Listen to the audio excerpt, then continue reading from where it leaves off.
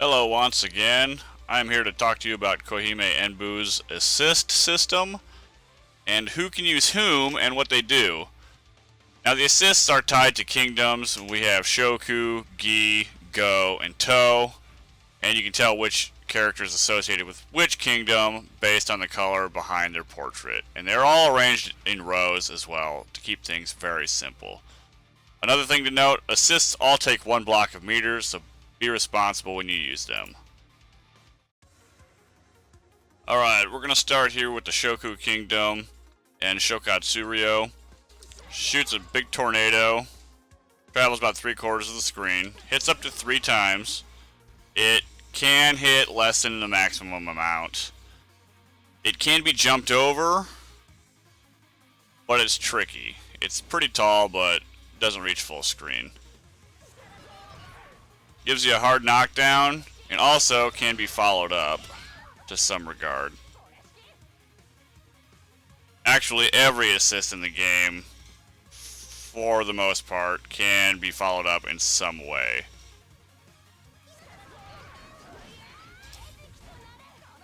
So keep that in mind. They're pretty powerful for 1 brick of meter. They can add in variable effects that your opponent may not expect. Moving on. Let's check out Hoto.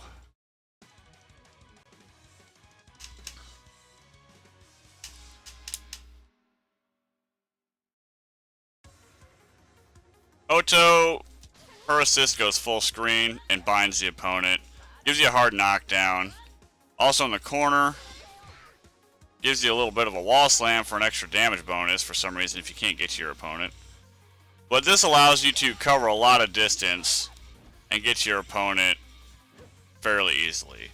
Downsides, it can be jumped over fairly easily. It has a very low hitbox. And it's kind of easy to see coming. It's a little slow on the startup. But it's fairly nice. Gives you plenty of time for some kind of follow-up.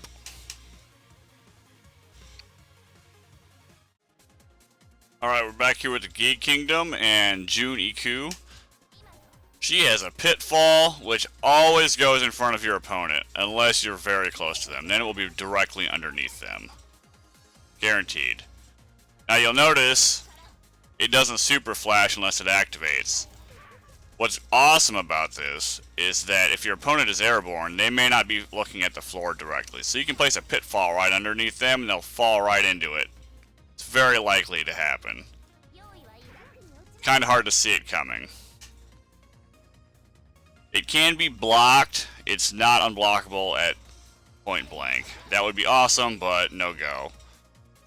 Fairly low effort, but a nice chunk of damage. It can be followed up as well. Moving on.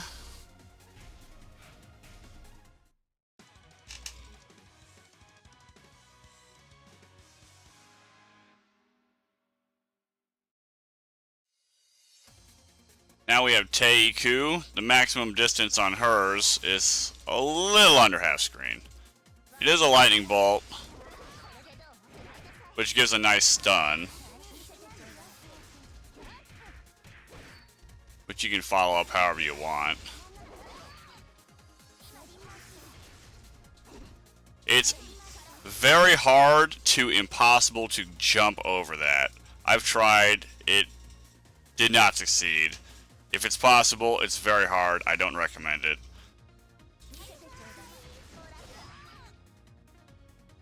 That's pretty much all there is to say about that one.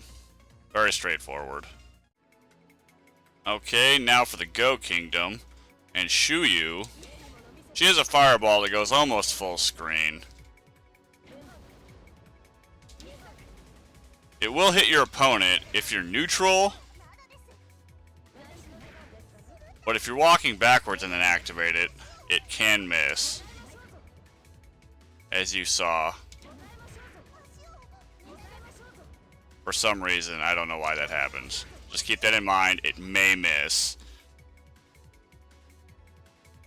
Anyways, it has an extremely tall vertical hitbox. I don't think you can jump over it. It looks like it's not that tall, but believe me, it's really huge. Also gives you a hard knockdown. You can also follow it up. No problem. Pretty sweet. Alright, let's check out the next one.